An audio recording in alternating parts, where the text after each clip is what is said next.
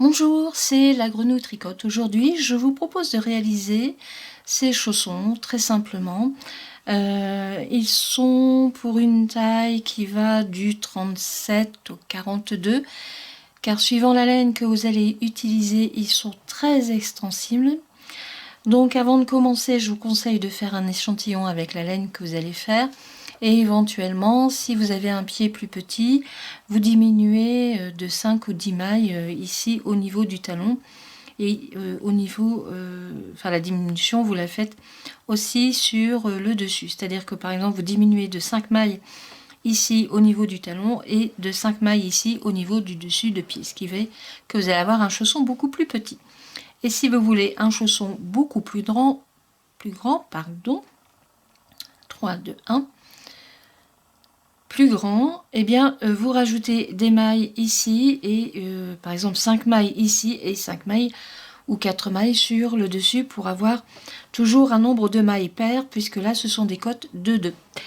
Alors je l'ai réalisé avec une laine fil d'art, c'est la fil diamant qui est adorable, qui est formidable. Il faut très peu de laine pour le faire.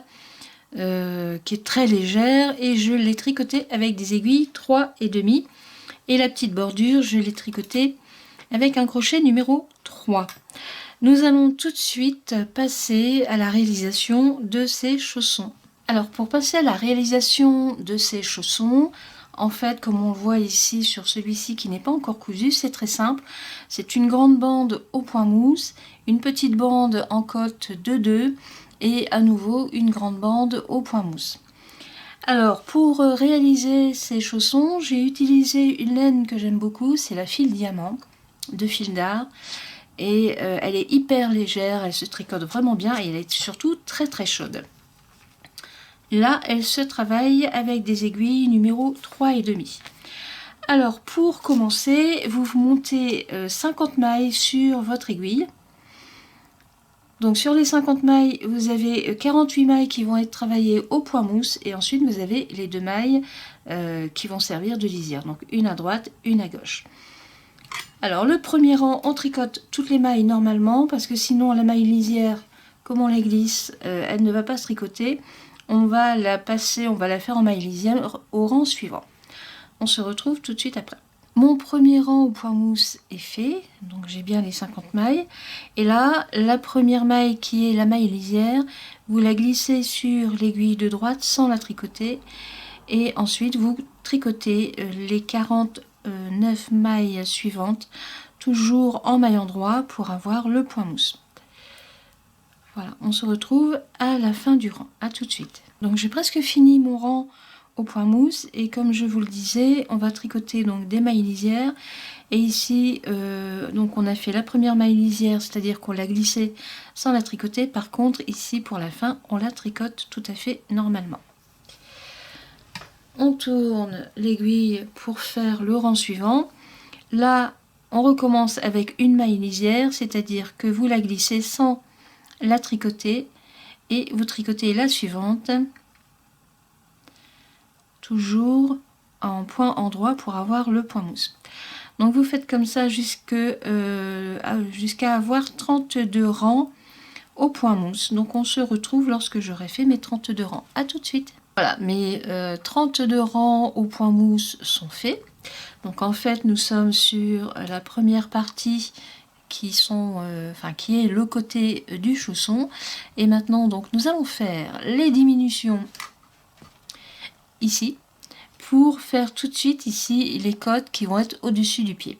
Alors nous allons faire des diminutions, et pour cela nous allons diminuer de 26 mailles sur ce côté ici, et donc il va nous rester 24 mailles, en sachant qu'il y a 2 mailles lisières, et ensuite le reste sera fait en cotte de 2.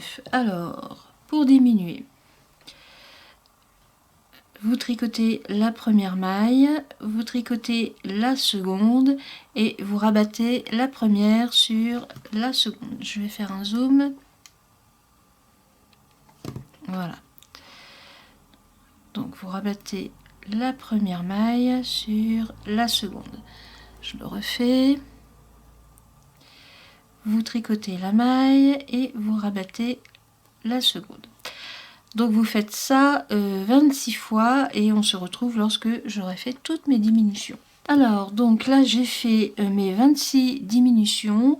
Et donc, en principe, il devrait m'en rester 24 ici sur l'aiguille de gauche. Donc, 2, 4, 6, 8, 10, 12, 14, 16, 18, 20, 22, 23 et 24 qui est la 24e est sur l'aiguille de droite.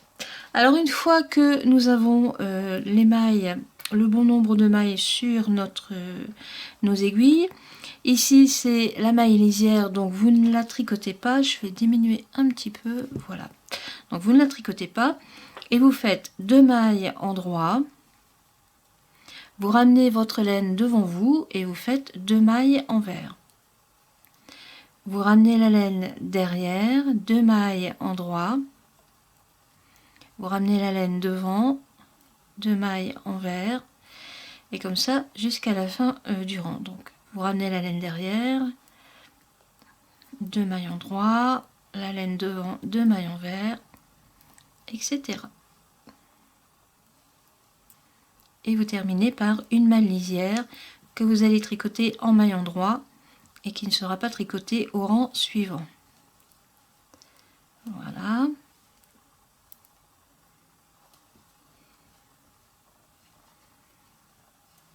Voilà, il me reste une maille, c'est la maille lisière. Donc en principe, je devrais être en maille envers, hein, s'il me restait 2 mailles. Mais comme c'est une lisière, vous la tricotez à l'endroit. Alors, on tourne le travail et on recommence. Donc ici, on recommence tout de suite avec la maille lisière que l'on ne tricote pas puisque vous allez la glisser sur l'aiguille de droite. Et là, on redémarre en maille envers. Donc, vous ramenez la laine devant vous et vous tricotez 2 mailles envers. Et ensuite, 2 mailles en droit, 2 mailles envers, jusqu'à la fin du rang. Alors, vous tricotez en côte de 2 pendant 14 rangs. Donc, on se retrouve lorsque les 14 rangs seront faits. À tout de suite. Voilà, je viens tout juste de terminer mon 14e rang. Mon fil est ici sur la gauche. Et donc maintenant, ce qu'il faut faire, puisque si je reprends ce chausson ici, donc en fait on est comme ça, et bien là il faut refaire des augmentations pour pouvoir avoir le deuxième côté de pied. Voilà, puisque le chausson va devenir comme ça par la suite. Alors, si vous avez du mal à compter vos rangs, que vous avez peur d'être un peu perdu, sachez que pour vous repérer, vous devez avoir absolument votre fil au niveau des rangs de points mousse qui sont ici, hein, juste au niveau des diminutions. Alors, si vous vous retrouvez avec votre fil là, ici sur la droite, c'est que ou il vous manque un rang, ou vous avez fait un rang de trop. Il vaut mieux en faire un en moins et le refaire après qu'en avoir un en trop. Alors, donc là maintenant, puisque nous avons diminué ici, eh bien nous allons augmenter ici et nous allons refaire le 26 mailles. Alors moi, mes augmentations de mailles, je les fais de cette façon. Après, il y a d'autres façons aussi, hein, comme vous voulez. Donc moi, je pique mon aiguille dans la première maille. Je tire une boucle que je remets sur l'aiguille de droite. Voilà. Je vous refais voir. Je pique mon aiguille dans la maille qui est sur l'aiguille de gauche. Je vais peut-être zoomer un petit peu. Voilà, donc je pique mon aiguille dans la maille qui est sur la gauche, je fais mon jeté, je tire une boucle, et la boucle que je viens de faire, je la remets sur l'aiguille de gauche, et je tire un peu le fil, et on recommence.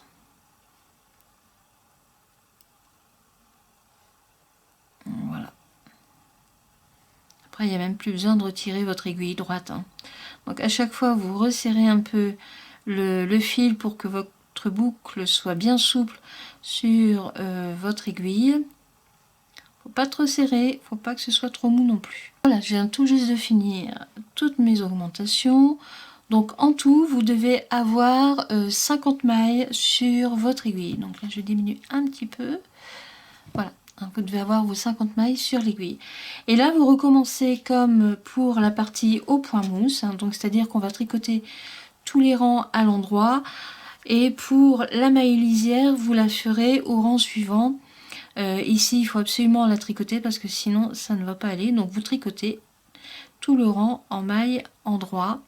Et c'est parti pour refaire 32 rangs comme pour la première partie de ce chausson. Donc on se retrouve lorsque j'aurai fait mes 32 rangs. À tout de suite. J'ai fini mes 32 rangs de point mousse, hein, ce qui fait que j'ai l'autre côté du chausson qui va venir donc comme ça.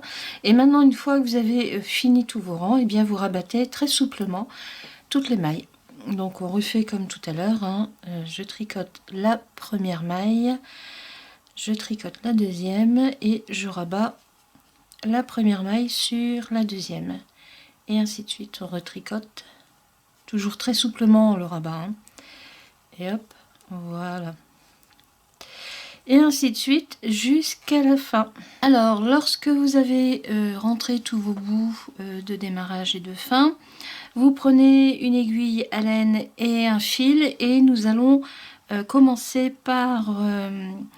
faire le pied, c'est-à-dire le bout, les orteils. Alors vous glissez votre aiguille, vous passez votre aiguille sur une maille, vous en sautez une et vous la glissez sur la deuxième, donc vous en sautez une, vous refaites sur la deuxième et ainsi de suite, comme ça jusqu'à la fin.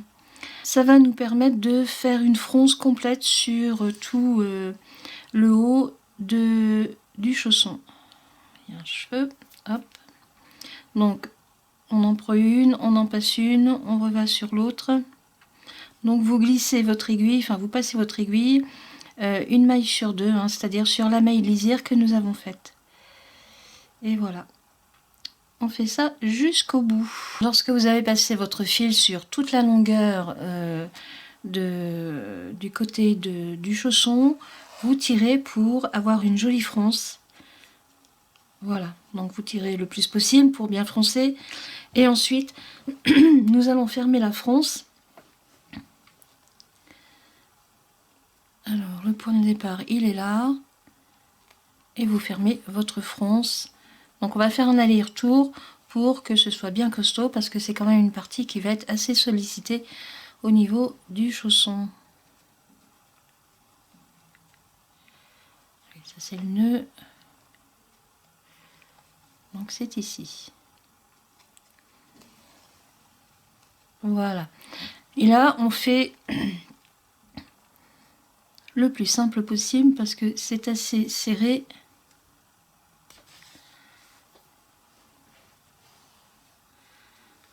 Donc une fois dans un sens, et lorsque l'on sera au bout, nous reviendrons pour continuer la couture ici sur le côté.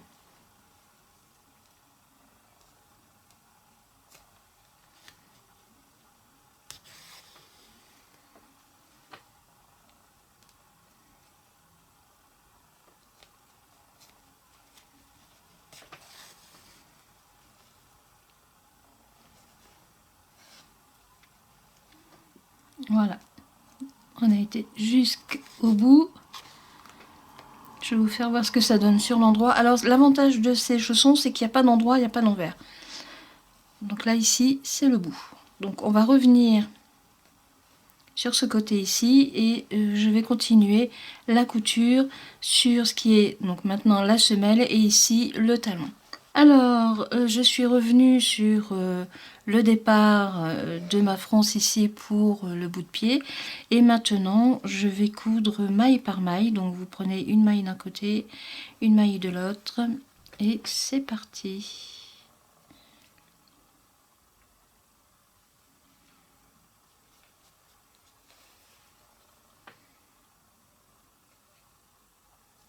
Donc là, c'est pas compliqué, hein. Vous mettez bord à bord et vous prenez une maille en haut et une maille en bas. Et voilà, donc on se retrouve pour les finitions. À tout de suite. Voilà, là j'ai fini de coudre, donc la semelle, le talon et ici le bout de pied. Alors l'avantage du chausson, c'est que comme il est au point mousse, eh bien il n'y a pas d'endroit, il n'y a pas d'envers. La seule différence que vous pourrez faire, c'est au niveau de la couture ici du talon. Alors je vais quand même vous donner la dimension de ce chausson une fois fini. Moi il fait 22-23 cm et je chausse du 37, il est largement grand. En plus c'est assez extensible, hein, donc vous pouvez aller jusqu'à 40-42 au niveau pointure sans trop de problèmes, bien sûr suivant la laine que vous allez utiliser. Alors là il est fini, mais vous pouvez faire une petite garniture, soit avec une dentelle que vous rajoutez tout autour, hein, comme ça par exemple, c'est vraiment mignon. Donc la dentelle, il faudra bien faire les coins ici par exemple pour le coup de pied ici au niveau du dessus. Sinon on peut faire une petite dentelle avec un crochet et de la laine. Donc là c'est un crochet numéro 3 avec une laine bien sûr qui va avec, et vous faites une petite écaille. Donc vous, pour que ce soit bien simple, vous commencez ici au niveau de la couture du talon. Alors vous raccordez votre laine et par exemple on va faire, donc là je vais commencer par une maille serrée et on va sauter 1, 2, 3 et dans la quatrième vous allez piquer le crochet pour faire par exemple une bride. On peut faire un picot simplifié. Donc le picot simplifié, vous faites 3 mailles en l'air, une maille serrée sur la bride, vous refaites une maille en l'air, une bride là où vous avez déjà piqué votre première bride, 3 mailles en l'air, et on refait une maille serrée sur la bride, une maille en l'air, encore une bride, je vais en faire 4, 3 mailles en l'air, ou on peut en faire 5 même, 3, on va voir, donc 3, je vais bien voir, allez, une maille en l'air, une bride, on va faire un essai.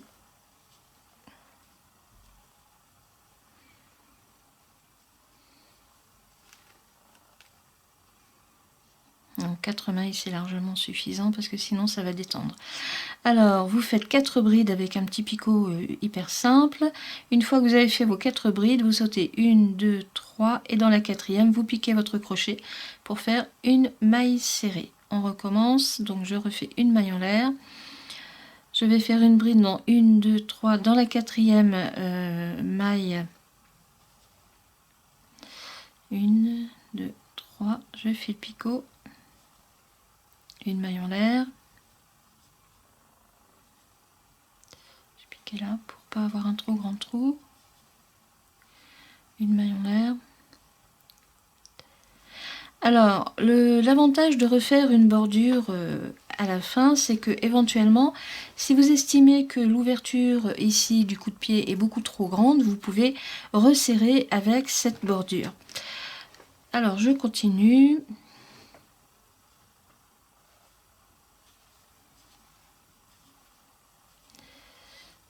Hop, 3 mailles en l'air, une maille serrée sur la bride, une maille en l'air, et là je suis sur la dernière bride.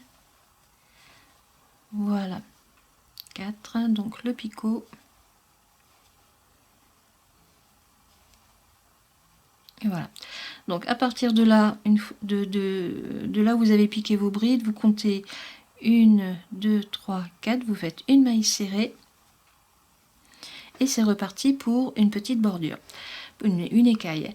Alors si vous ne savez pas faire d'écaille au crochet, vous reprenez les mailles avec une aiguille circulaire ou des aiguilles à double pointe et vous reprenez toutes vos mailles tout le long ici du coup de pied pour tricoter une petite bordure avec un point ajouré au choix. Donc là, on va se retrouver lorsque je serai ici. À tout de suite. Alors je suis presque ici à l'angle. J'ai 1, 2, 3, 4 mailles. Donc je vais piquer ici au début. Bon, la 5e maille, c'est pas grave. Vous refaites donc la maille en l'air et on va faire ici juste une écaille au milieu de la bande de cotte, hein. Ça va resserrer quand même beaucoup, vous allez voir, Donc j'ai fait une bride, 3 mailles en l'air, une maille serrée sur la bride, une maille en l'air, une bride, 3 mailles en l'air, encore un petit picot, une maille en l'air,